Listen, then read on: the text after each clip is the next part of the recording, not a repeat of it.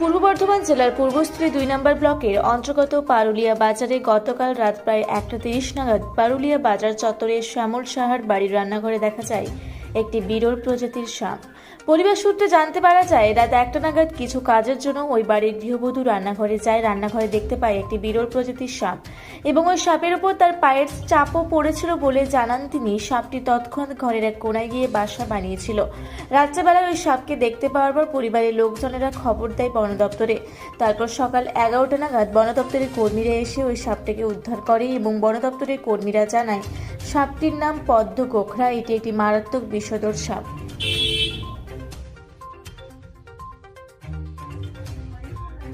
কালকে তোমাদের বাড়িতে কি হয়েছিল?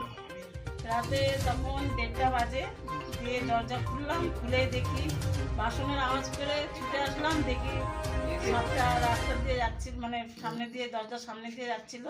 ওর গায়ে আমার পাও পড়েছিল, কিছু করেনি, দিয়ে এক কোণার মধ্যে গিয়ে বসেছিল, মধ্যে বিড়া পাকিয়ে দিয়ে বসেছিল।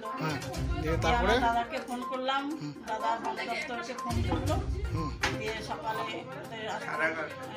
11টা নাগাদ আসলো। আমরা রাতে সারাদিন বাইরেই ছিলাম, দিয়ে দাদা আসলো, খুব আতঙ্কের মধ্যে ছিলে নাকি? ছিলাম, দিয়ে বন দপ্তর আসলো, এসে দপ্তরের লোক আসলো, এসে তুলে নিয়ে গেল। বন দপ্তরের লোক কি বললো এটা কি সাপ?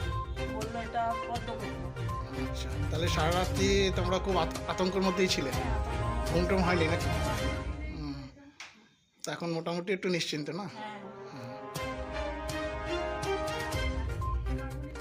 তোমার নাম? বন দপ্তর থেকে যে এসছেন, যে সাপটা ধরলেন, এটা কি সাপ এবং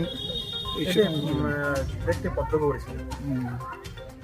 আমাদের একটি রেঞ্জ অফিস থেকে খবর দিয়েছিল, যার কারণে এখান থেকে আমরা রান্না করে আমাদের একটা ভিটামিন আছে, সেখান থেকে আমরা সাপটা কি বিষধর সাপ? বিষধর সাপ কোনো আহার করেছিল। আচ্ছা, এই ধরনের সাপ যদি এরকম ঘরে ঢোকে তাহলে অবশ্যই আমাদের কি করণীয় সেই বিষয়ে আপনি একটু ফার্স্ট করণীয় বন দপ্তরকে খবর দেওয়া। তারপর সেই সাপটাকে কি করে রেস্কিউ করে রাখা? সেটা আমরা এসে আমাদের যন্ত্রপাতি আছে সেইভাবে রেস্কিউ করি আমরা। আপনার নাম? আমার নাম সফিয়া।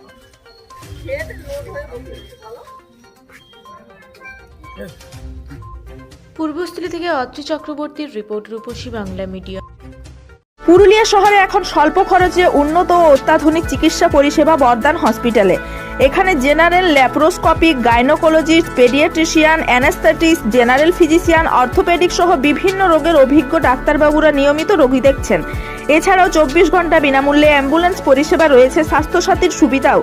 যোগাযোগ করুন বর্দান হসপিটাল, রাঁচি রোড, সৈনিক স্কুলের নিকটে। মোবাইল নাম্বার 8918968624 এই নাম্বারে।